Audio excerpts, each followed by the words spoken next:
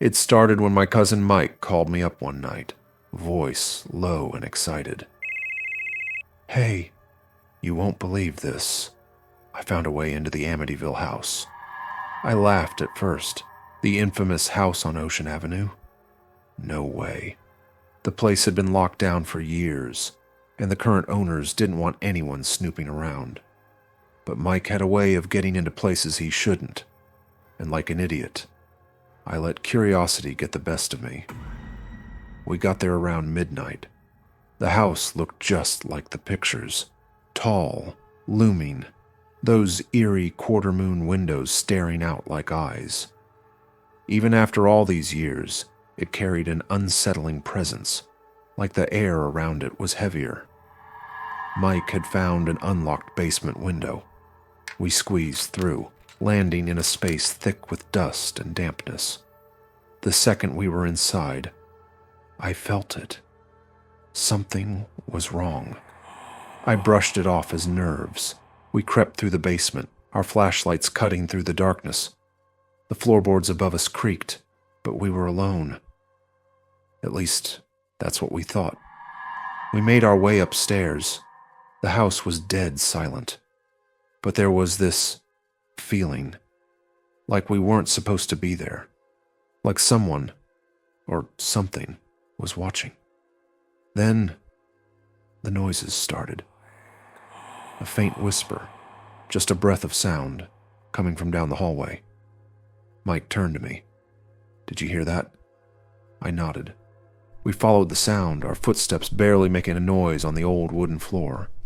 It led us to a room. The room. The one where, decades ago, the DeFeo family had been murdered in their beds. The second we stepped inside, the temperature dropped. Not just a little. Freezing cold.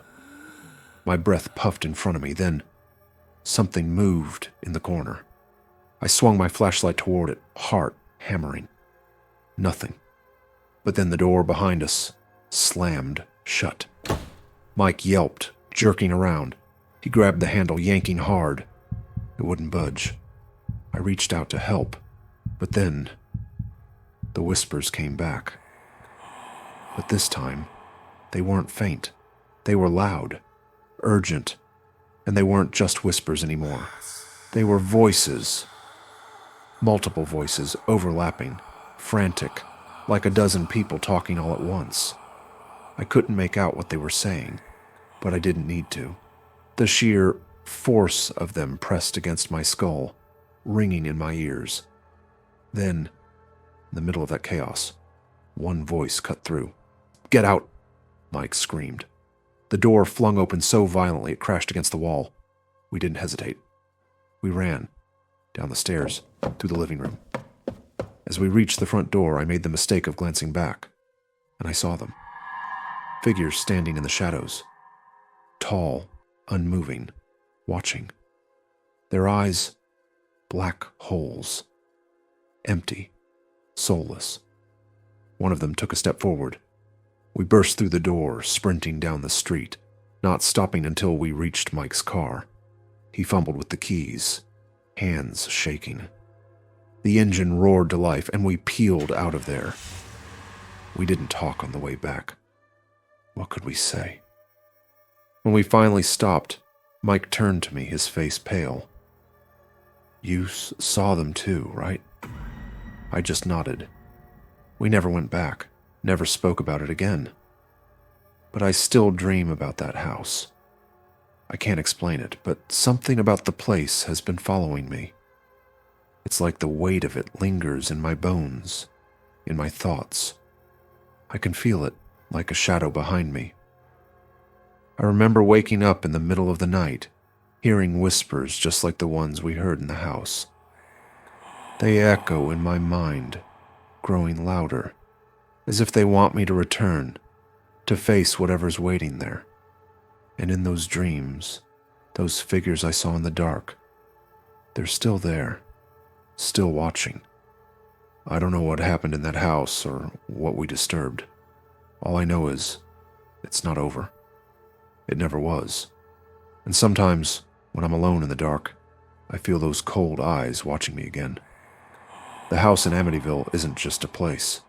It's something. And it doesn't let go.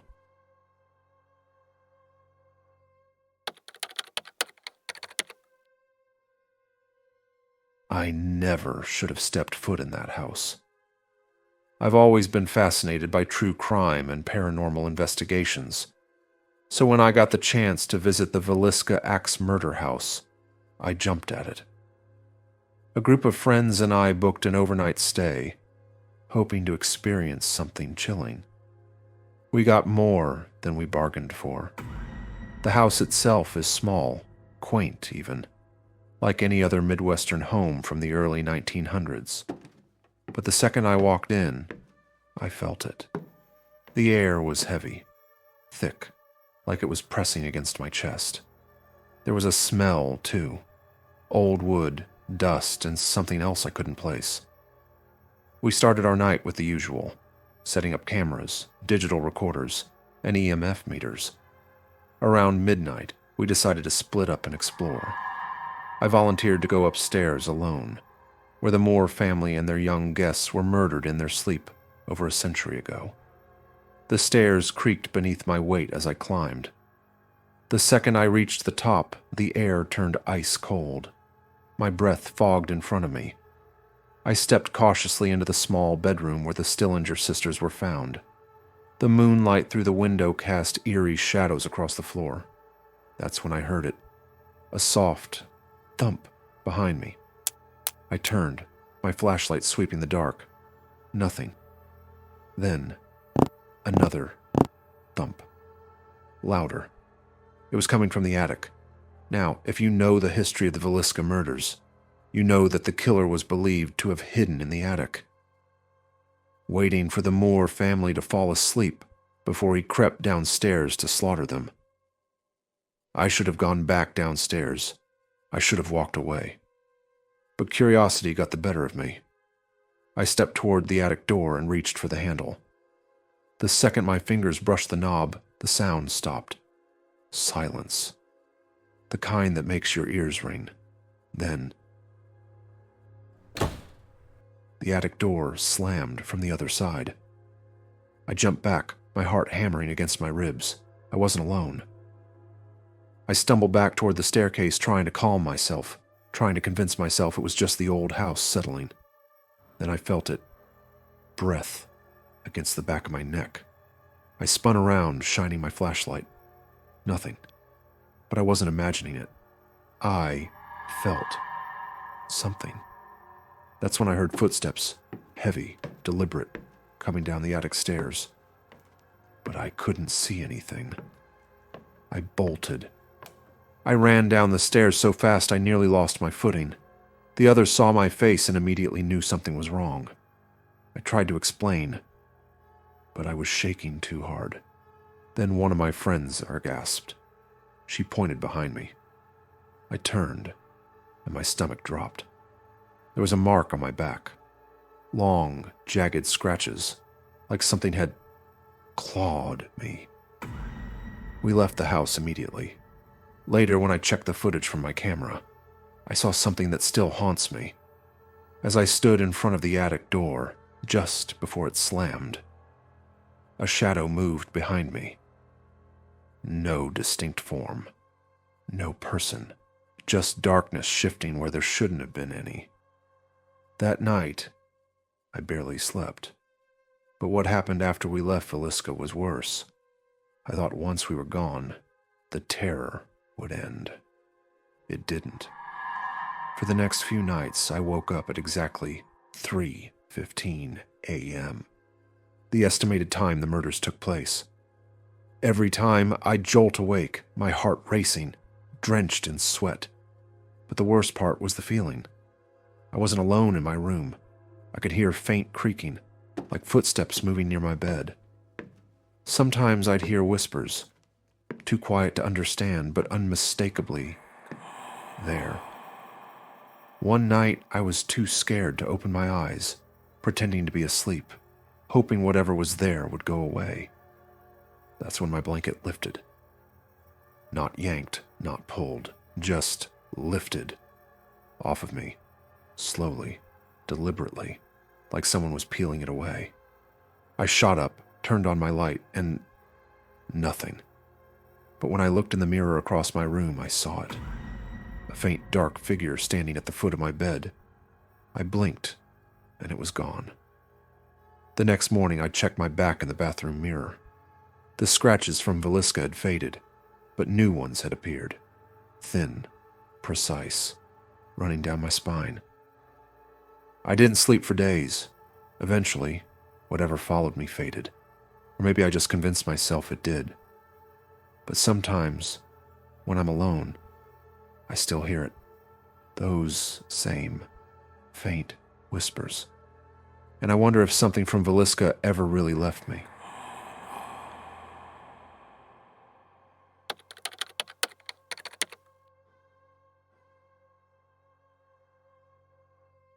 I'm not a politician.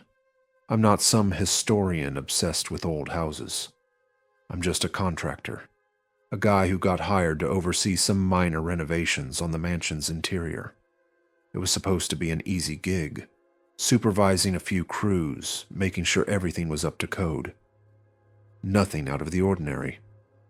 But from the moment I stepped inside that house, something felt wrong.